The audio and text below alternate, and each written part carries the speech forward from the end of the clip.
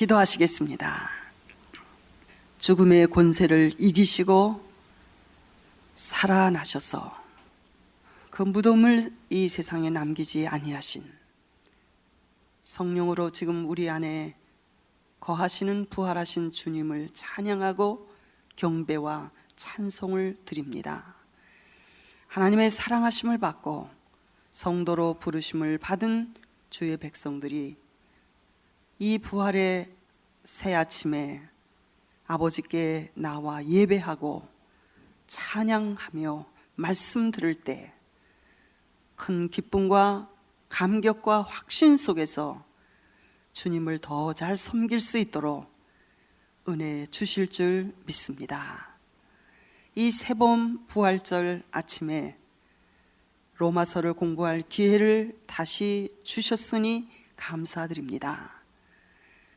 그리스도의 복음의 능력, 그 영광의 광채를 우리 모두에게 비추어 주셔서 날마다 새로워지게 하시고, 그리고 복음의 빚진 자의 심정으로 세상을 향하여 증인으로 살 수 있는 능력과 힘을 주시옵소서. 연약하고 부정한 종을 붙드시고 주께서 도구로 사용하여 주옵소서. 예수님의 이름으로 기도합니다. 아멘. 오늘은 로마서의 첫 시간으로 로마서에 대한 서론을 아마 오늘과 다음 주일에 공부하여야 그 다음 본론으로 들어갈 수 있을 것 같습니다. 오늘 저는 로마서는 어떤 책인가, 로마서에 관한 서론을 함께 나누기를 원합니다. 로마서는 사도 바울이 그가 살고 있었던 1세기 때 로마 제국의 수도이며 당시 세계의 수도라고 불리워지던, 마치 오늘의 우리가 살고 있는 이 뉴욕을 세계의 수도라고 일컫고 있는 것 같이 사도 바울이 살고 있었던 1세기 때 세계의 수도라고 일컬어졌던 그 로마에 세워진 그리스도의 교회, 로마 교회의 성도들에게 보낸 서신이, 곧 편지가 로마서입니다. 로마서를 가리켜 흔히 성경의 핵이라고 일컫습니다. 이 세계에서 가장 높은 산이 히말라야 산이라고 알려져 있지요. 히말라야 산은 한 봉우리만 있는 것이 아니라 여러 개의 높은 봉우리들로 이루어져 있는데, 성경을 히말라야 산이라고 한다면 로마서는 히말라야 산 봉우리들 중에 가장 최고봉, 가장 높은 봉우리 산이라고 그렇게 말할 수 있다고 합니다. 왜냐하면 로마서는 기독교의 가장 근본적인 진리를 가장 완전하고 자세하게 상세하게 기록한 복음의 핵심 정리라고 할 수 있고, 그리고 복음의 선언서라고 할 수 있습니다. 다시 한번 제가 반복할게요. 로마서는 기독교의 본질적인 진리를 가장 완전하고 상세하게 기록한 복음의 핵심 정리, 그리고 복음의 선언서라고 말할 수 있기 때문인 것입니다. 우리는 로마서가 성경 안에서 차지하고 있는 위치를 살펴보면 로마서가 얼마나 중요한 서신인가를 알 수 있습니다. 신약 성경에는 사복음서와 그리고 사도행전을 빼고는 로마서부터 요한계시록까지가 다 서신서입니다. 22권의 서신서 중에서 가장 첫 번째 위치를 차지하고 있는, 그래서 사도행전 다음에 그 서열에 위치하고 있는 서신이 바로 로마서입니다. 그리고 사도 바울이 약 13권의 서신을 기록하였는데, 사도 바울이 기록한 13권의 서신 중에서 이 로마서는 가장 큰 부피를 차지하고 있는, 다시 말씀드리면 가장 긴 편지라고 할 수 있습니다. 1장으로부터 16장까지 되어 있지요. 그리고 사도 바울이 기록한 13권의 서신 중에서 이 로마서는 제일 첫 번째 서열에 위치하고 있습니다. 그 이유는 로마서가 22권의 서신 중에서 연대적으로 제일 먼저 시기적으로 기록된 첫 번째 서신이어서가 아닙니다. 사도 바울이 회심한 후 그가 성령의 감동함을 받아 기록한 첫 번째 서신은 우리가 잘 알고 있는 대로 데살로니가 전서입니다. 로마서는 그 이후부터 훨씬 후인 사도 바울이 1차 전도여행, 2차 전도여행, 3차 전도여행을 약 10년간에 걸쳐서 끝낸 그 시기에 바로 이 로마서를 기록하였습니다. 시기적으로 데살로니가 전서보다 훨씬 뒤에 기록되었음에도 불구하고 신약 성경의 서신 중에서 이 로마서가 맨 앞자리에, 첫 번째 자리에 위치하고 놓여 있다는 것은, 그 이유는 로마서가 지니고 있는 내용의 비중이, 무게가 그처럼 크기 때문인 것입니다. 제가 좀 너무 천천히 얘기하나요? 괜찮지요? 예. 로마서는 굉장히 깊은 내용을 가지고 있기 때문에 빨리빨리 얘기하면 여러분이 마음에 잘 담기가 어려우실 것이라고 생각해서 제가 좀 제 속도보다 약간 더 느리게 이렇게 지금 반복하면서 말씀을 드리고 있는 것을 양해해 주시기 바랍니다. 로마서가 기독교 신약교회가 시작될 때부터 이 신약 성경 중, 그리고 신약 성경에 기록된 22권의 서신 중에 처음 첫 자리에 위치하게 된 것은 1세기 초기 기독교 교회 시대부터 지금까지 아무 위치가 변동함이 없이 로마서의 중요성을 모든 사람들이 인식하고 있었기 때문이라고 말할 수 있습니다. 로마서는 구원에 이르는 진리를 아주 가장 체계적으로 선명하게 밝힌 책입니다. 그래서 기독교의 근본 뿌리가 되는 이 성경의 모든 근본적인 진리들을 모두 다 포함하고 있는 책이, 그 서신이 로마서라고 할 수 있습니다. 여러분이 윌리엄 틴데일이라는 분의 이야기를 혹시 들으셨는지 모르겠습니다. 그분은 영국에서 태어난 아주 위대한 신학자였습니다. 그분은 신약 성경을 처음으로 영어로 번역한 분이었습니다. 그 이유 때문에 그는 로마 교황청의 미움을 받아서 이단자로 낙인을 받고 화형에 불에 태워 죽임을 당한 그런 순교자였어요. 이 윌리엄 틴데일은 그가 로마서를 주석하면서 이 서신에 이런 이야기를 기록했습니다.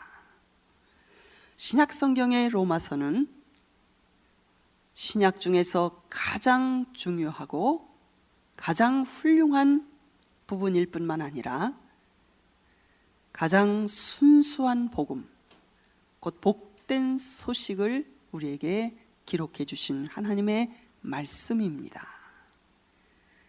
로마서는 성경 전체에 빛을 던져주며 로마서는 우리에게 길을 열어주고 있습니다. 따라서 내 생각에는 모든 성도들이 로마서 없이도 이 내용을 훤히 다 알 수 있을 정도로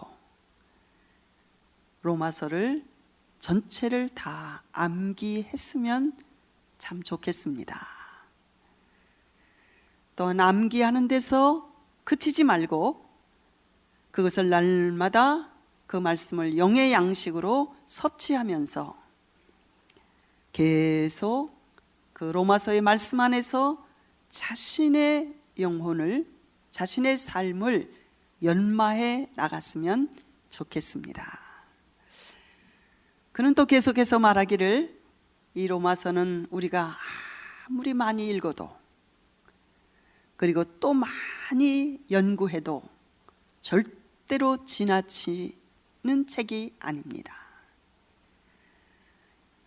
왜냐하면 연구하면 연구할수록 그 뜻이 분명해지고 파헤치면 깊이 파헤칠수록 신령한 보물이 이 로마서 속에서 늘 쏟아져 나오기 때문입니다.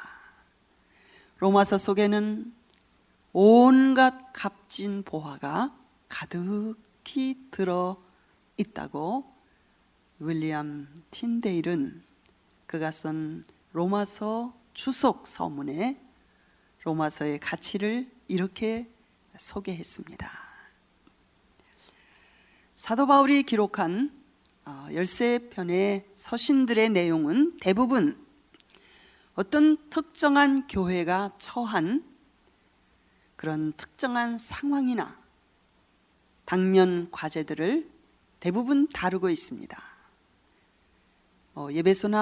예배소서나 골로새서는 그렇지 않지만 다른 대부분의 사도 바울이 기록한 서신들은 어떠한 특정한 교회가 처한 특정한 상황들을 다루고 있습니다. 그러나 로마서는 기독교 신앙의 일반적이고 전반적인 부분을 폭넓게 다루고 소개하고 있음을 알 수가 있습니다. 그렇기 때문에 로마서는 기독교의 복음 진리가 무엇인지 아직 확실하게 알지 못하는 사람들에게는 정말로 필요하고 유익한 하나님의 말씀입니다. 또한 로마서는 어떤 의미에서는 예수 믿은 지 얼마 안 되는 아직 기독교의 본질적인 진리를 많이 이해하지 못하고 있는 초신자를 위해서뿐만 아니라 오랜 신앙생활을 한 사람들 중에서 순수한 이 복음에서 떠나 신앙이 자꾸만 굳어지고 변질되려고 할 때 교회가 다시 그 순수한 신앙을 회복하고 본래의 신앙에 굳게 세움을 받기 원한다면 기독교의 복음 진리가 무엇인지 다시 한번 새롭게 확신하기 위해서 언제나 우리 모두는 로마서로 돌아가야만 하는 것입니다. 제가 좀 중요한 이야기를 하나 드리고 싶습니다. 간단한 표현인데요, 굉장히 중요한 의미를 담고 있습니다. 우리 모든 그리스도인들은 누구를 우리가 믿어야 하는가를 알아야 할 뿐만 아니라 우리는 무엇을 믿는가를 바르게 알아야 합니다. 다시 한번 반복할까요? 우리 모든 그리스도인들은 우리가 누구를 믿어야 하는가를 알아야 할 뿐만 아니라 우리가 무엇을 믿는가를 바르게 알아야 합니다. 간단한 표현이지만 굉장히 중요한 내용을 담고 있는 표현이라고 할 수 있습니다. 어떤 사람이 은행에 새로 입사를 했다고 합니다.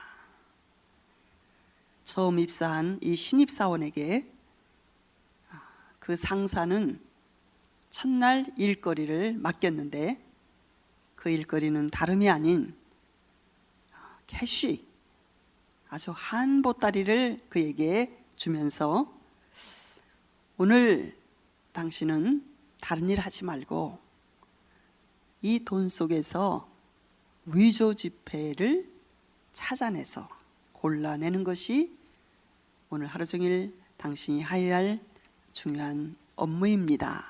이렇게 말을 했습니다. 이 신입사원은 꼼꼼하게 한 장 한 장 그 캐시 지폐를 하루 종일 조사했는데 한 장의 위조 지폐도 그는 찾아내지를 못했습니다. 퇴근 시간이 가까워자 마음이 초조해진 이 신입사원은 그의 상사에게 죄송합니다. 아직 제가 서툴어서 한 장의 위조 지폐도 발견하지 못했습니다. 더 열심히 하겠습니다. 이렇게 말을 했더니 그 상사는 빙그레 웃으면서 그에게 하는 말이 내가 당신에게 맡긴 그 캐시 돈 보따리 속에는 위조 지폐가 한 장도 들어있지 않았습니다. 다 진짜 캐시만 들어있었습니다. 이 신입사원이 놀라서 물었습니다. 그러면 왜 없는 것을 찾아내라고 저한테 그런 일을 맡기셨습니까? 이렇게 물었더니 그 상사가 대답하기를 진짜 지폐가 어떻게 생겼는지 먼저 확실하게 완전하게 알게 되면 그 다음 위조 지폐는 보기만 해도 손끝으로 이렇게 만지기만 해도 금방 진짜와 가짜가 어떻게 다르다는 것을 알게 되기 때문에 먼저 진짜 돈을 당신이 잘 만져보고 그리고 완전하게 알 수 있도록 그것이 필요하기 때문에 그런 일을 맡긴 겁니다. 이렇게 말을 해 주었다는 것입니다. 옛 시대에나 현대 오늘의 시대에나 기독교의 참된 진리를 그 교훈을 거스려서 분쟁을 일으키고 잘못된 교리로 잘못된 신앙으로 우리를 오도하려고 하는 우리의 마음을 미혹하게 하려고 하는 그러한 악한 거짓된 이단의 교훈이 얼마나 많이 퍼져가고 있는지 모릅니다. 교회가 이 이단의 잘못된 교리에 오염되지 않고 순수한 복음 위에 굳게 서 있으려면 우리는 언제나 로마서로 다시 돌아가야만 하는 것입니다. 로마서를 잘 이해하고 바르게 깨닫게 되면 우리는 잘못된 이단이 우리에게 접근할 때에 금방 무엇이 어디서부터 잘못됐는지 우리는 알 수 있게 되어지는 것입니다. 그래서 우리 교회가 바른 터 위에 굳게 서서 견고하게 더욱 세워지기 위해서 저와 여러분은 오늘부터 다시 로마서를 연구하고 공부하기를 원하는 것입니다. 그렇게 믿으시면 우리 아멘 하십시다. 로마서는 기독교의 본질적인 참된 진리를 가장 완전하고 상세하게 기록한 복음의 핵심 정리이고, 그리고 복음의 선언서라고 이미 말씀을 드렸습니다. 우리는 누구를 믿는가를 알아야 할 뿐만 아니라 우리는 무엇을 믿을까에 대해서도, 우리는 무엇을 믿는가에 대해서도 바르게 반드시 그리스도인들은 알아야 하는 것입니다. 로마서는 어떤 책인가에 대해서 지금까지 서론으로 제가 소개를 드렸고, 저는 두 번째로 이 로마서가 기독교 역대 사상 중에서 큰 어떤 영향과 감화를 끼쳤는지, 우린 이것에 대해서 오늘 서론적으로 좀 소개를 드려보고 싶습니다. 위대한 초대 교부들로 알려진, 그러니까 초대 교부들은 예수님이 부활 승천하신 이후에 예수님의 12제자가 사도 요한 외에는 다 순교를 했지요. 그 후에 사도들을 통해서 가르침을 받은 속사도들도 다 순교를 했습니다. 그 속사도에 속한 초대 교부들, 혹은 그 속사도들을 통해서 가르침을 받은, 직접 가르침을 받은 초대교회 그런 교회의 지도자들, 그들을 가리켜 우리 교회사에서는 초대 교부들이라고 일컫고 있습니다. 그 초대 교부들 중에서 위대한 순교자들인 이레니우스, 또 터툴리안, 그리고 클레멘트, 이런 믿음의 사람들은 항상 그들은 로마서를 읽고 연구하다가 영적 부흥이 그들 심령 속에서 일어났다는 것을 문서로 우리에게 남겨주고 있습니다. 북아프리카 카르타고 출신이었던, 그 당시 북아프리카는 이슬람이 점령하기 전에 동로마 제국이 다스렸던 중요한 그런 기독교 교구였죠. 북아프리카 칼타코 출신의 그 어거스틴, 성 어거스틴은 AD 354년에 출생해서 AD 430년에 부름을 받은 그런 신학자입니다. 그는 젊었던 날에 굉장히 방탕한 생활을 했던 사람으로 우리에게 잘 알려져 있지요. 그리고 이원론을 주장하는, 잘못된 교리를 주장하는 마니교에 한때는 깊이 빠졌던, 이단에 깊이 빠졌던 사람이기도 하였습니다. 그러나 그의 어머니 모니카가 끊임없이 그 아들을 위해서 눈물의 기도를 드렸었죠.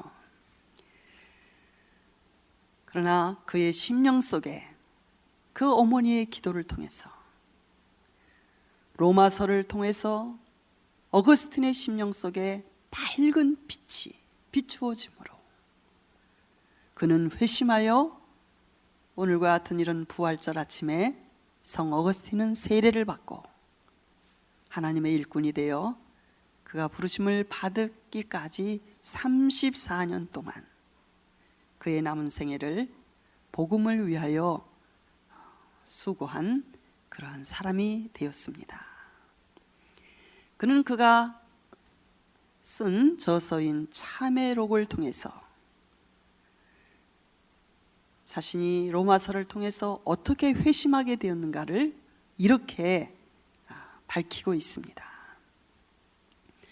나는 옛 생활의 습관을 끊어버려야만 한다는 것을 알면서도 그것을 해결하지 못하는 그러한 결단을 하지 못한 채 고민하고 있었을 때, 이웃집에서 어린 아이들이 부르는 찬송 소리를 들었습니다. 그 찬송의 가사는 이런 가사였는데, 집어들고 읽어라, 집어들고 읽어라. 이웃집에서 들려오는 그 어린아이들의 찬송과 가사 속에 이끌려서 그가 성경을 폈을 때 그의 눈에 탁 띈 성경 구절이 로마서 13장 13절로부터 14절이었다고 그는 그렇게 기록했습니다.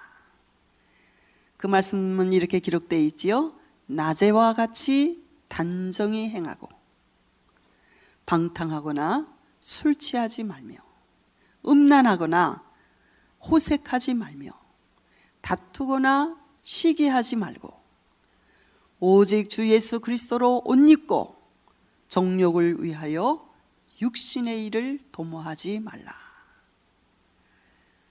어거스틴은 그때 이 14절 마지막 구절을 읽는 동안에 하늘로부터 밝은 빛이 그의 심령 속에 물밀듯 밀려 들어오는 것을 느끼게 되었고, 그 순간 모든 의심과 모든 의혹의 그림자가 그 시간으로부터 사라지게 되었다고 그는 그의 자매록에 그렇게 기록하고 있습니다. 참 하나님의 말씀은 능력이 있어요. 하나님의 말씀은 우리 마음을 열어주시고 그 생명의 진리의 빛이 비추어질 때 우리에게 변화를 주시는, 새 사람으로 바꿔주시는 그러한 능력의 권세 있는 말씀입니다. 저도 지금까지 거의 35년가량을 저도 배우기 위해서 이렇게 하나님의 말씀을 여기저기 다니면서 전하였는데, 제가 하나님의 말씀을 전하는 도중 회심하는, 중생하는 그런 성령의 역사가 일어나는 것을, 또 그것을 저에게 간증하시는 분들의 이야기를 여러 차례 듣게 되었는데, 대부분 이 로마서를 공부하는 중에 중생의 역사가 자신에게 나타나게 되었다는 고백을 제일 많이 저도 들은 그런 체험이 있습니다. 16세기 독일의 종교 개혁자인 마르틴 루터, 그는 AD 1483년에 출생해서 1546년에 부르심을 받은 위대한 하나님의 사람이지요. 그는 수도사가 되어서 신학교에서 캐토릭의 이제 수사가 되려고 하는 사람들에게 성경을 가르치고 있었습니다. 그가 어느 날 로마에 여행을 하게 되었는데, 그는 로마에 여행을 하면서 많은 실망을 하게 되었어요.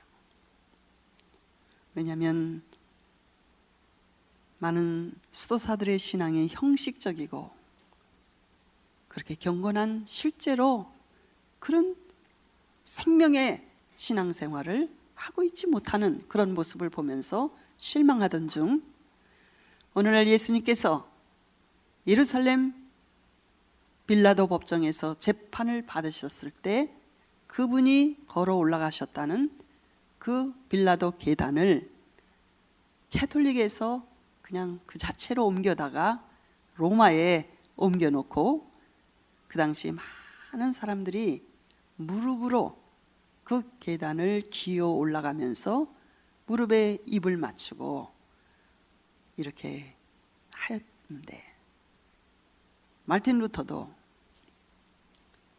무릎으로 기어 올라가면서 계속 입을 맞추면서 기도를 하고 있었어요. 얼마나 힘들었겠어요. 무릎이 막 까지고 고통스러웠겠지요. 마지막 계단에 그의 무릎이 딱 다 닿는 순간 번개같이 말틴 루터의 영혼 속에 떠오른 하나님의 말씀이 바로 로마서 1장 17절에 기록된 오직 의인은 믿음으로 말미암아 살리라. 이 말씀이 그에게 새로운 통찰력을 가져다 주어서 그는 그 자리에서 벌떡 일어나서 다시는 무릎으로 걷지 아니하고 서서 그 계단을 걸어 내려와서 독일에 돌아왔습니다. 그래서 그는 그 이후로 그 로마 캐톨릭의 금욕적인 그 신앙 의식을 버리고 성경을 떠나 타락한 가톨릭의 신앙에 대해서 95가지로 95개의 조항의 반박문을 비텐베르그 교회 정문에 게시함으로 종교 개혁을 일으켜 많은 사람들을 흔들고 깨워서 기독교 역사에 큰 영향을 미치게 된 것도 바로 이 로마서를 통하여 말틴 루터가 새로워졌기 때문이었습니다. 또 프랑스의 유명한 종교 개혁자였고 신학자였으며 장로교를 창시한 칼빈 루터 역시 그도 AD 1509년에 출생해서 1564년에 부름을 받은 하나님의 위대한 일꾼입니다. 그도 로마서를 통해서 회심하였다고 우리에게 전하여지고 있습니다. 또 우리가 잘 아는 감리교를 창시한 존 웨슬레, 그분도 AD 1707년에 출생해서 1791년에 부르심을 받은 하나님의 위대한 일꾼입니다.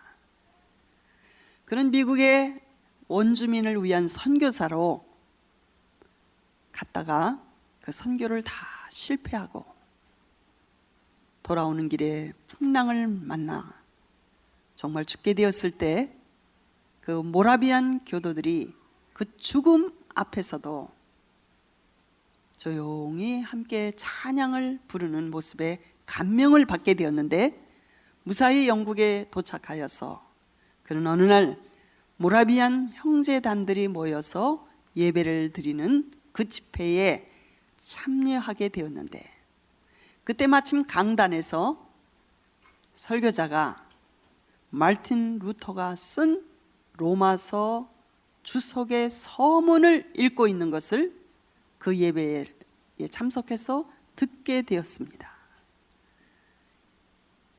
말틴 루터가 쓴 로마서 주석의 서문을 설교자가 읽고 있는 동안에 요한 웨슬레는 갑자기 그의 마음이 성령의 불로 뜨거워짐을 느끼게 되었다는 것입니다.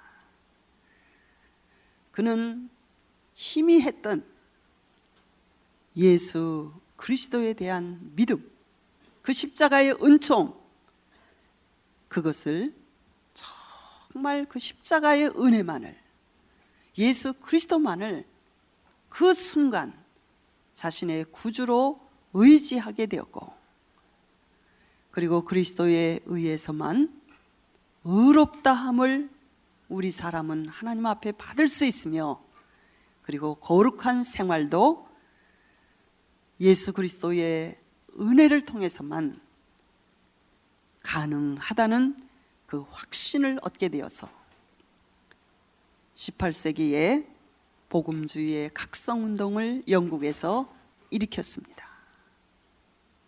불란서는 피의 혁명인 불란서 혁명을 일으켰지만 영국은 피 흘리는 그 피의 혁명이 아닌 바로 요한 웨슬레의 이 영적인 신앙 각성 운동을 통해서 영국 사회가 새롭게 변화될 수 있었던 것이었습니다.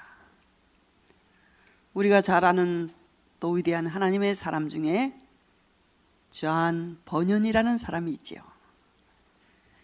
그분은 신앙 때문에 감옥에 갇혀서 고생하던 중 로마서를 깊이 묵상하다가 제2의 바이블이라고 불리우는 철로 역정을, 이 로마서를 통하여 영감을 얻고 그가 이 제2의 바이블이라고 불리우는 철로 역정을 썼다고 알려져 있습니다. 동로마 제국의 또 위대한 설교가, 황금의 입을 가졌던 설교자라고 알려졌던 크리소스톰, 그분도 순교자입니다. 그가 쓴 로마서 강해의 첫머리에서 로마서를 통하여 사도 바울을 통해서 하나님께서 불게 해주시는 신령한 은혜의 나팔 소리를 듣는 것이 그에게는 큰 즐거움이었고 기쁨이었다고 크리소스톰은 그가 쓴 로마서 강해의 첫머리에서 그렇게 밝히고 있습니다. 얼마나 설교를 복음적으로 잘 전했는지 그의 별명이 황금의 입을 가진 설교자라는 그러한 칭호를 받은 사람이 4세기 때 활동하다가 순교한 동로마 교회의 위대한 지도자였던 크리소스톰입니다. 또한 최근 20세기 들어서 신학의 한 맥을 결성한 유명한 신학자인 칼 바르트는, 그는 처음에는 자유주의 신학 운동을 하던 사람이었어요. 그러나 그는 로마서를 통해서 자유주의 신앙에서 떠나 성령 운동의 신학 사상으로 바뀌게 된, 그래서 그 시대의 신학의 맥을 돌리는 그러한 큰 역할을 하게 된 사람이 바로 칼 바르트 박사로 알려진 그분입니다. 로마서는 기독교 역사에 빛나는 이러한 인물들의 심령 속에 진리와 성령의 불을 붙였을 뿐만 아니라 열린 마음으로 우리가 로마서를 읽고 공부한다면 수많은 우리와 같은 평범한 성도들의 심령 속에도 이 말씀이 능력 있게 들려오고 임할 때에 우리의 신앙과 삶을 큰 변화와 축복으로 이끌어 주실 줄 믿습니다.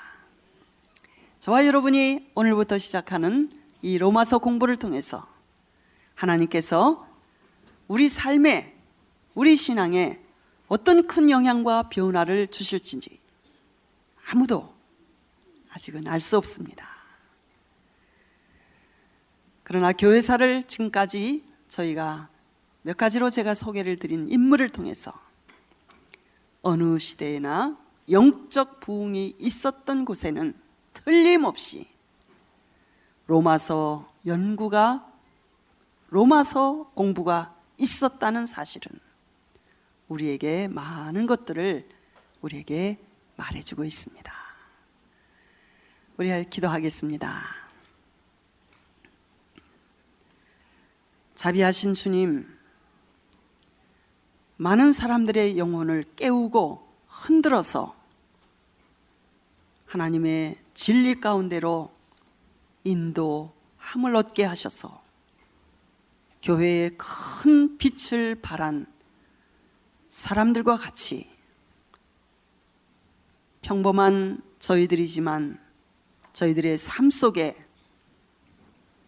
이 로마서의 영적인 나팔 소리가 크게 울려올 수 있도록 저희들을 도와 주시옵소서. 그것을 위하여 이 일을 시작하게 하신 하나님, 그 뜻이 이루어지게 하여 주옵소서. 예수님의 이름으로 기도합니다. 아멘.